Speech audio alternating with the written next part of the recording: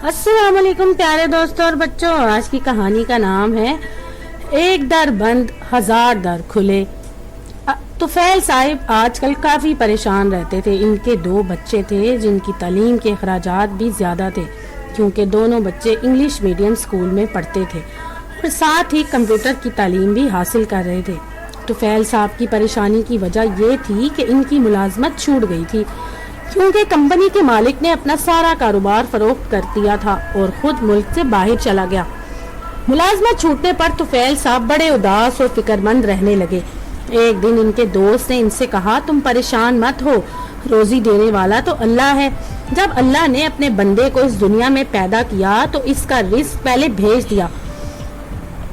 एक जरिया खत्म होने पर अल्लाह कई और जरिए पैदा कर देता है, यानी एक दर बंद तो हजार दर खुले।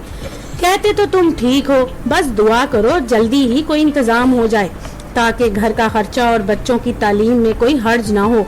तुफैल साहब ने अपने दोस्त की हिम्मत बढ़ाने में पर कहा और फिर कुछ ही दिन बाद तुफैल साहब को एक दूसरी कंपनी में बहुत अच्छी मुलाजमत मिल गई, जहां इनकी तनख्वाह पहले से भी ज्यादा थी। उन्होंने अल्लाह के इस करम नवाजी पर शुक्र अदा किया, 2 रकत नमाज बतौर शुक्राना भी पढ़ी और फिर इनके मुंह से बेख्तियार ये निकला, सच है एक दर बंद तो हजार दर खुला।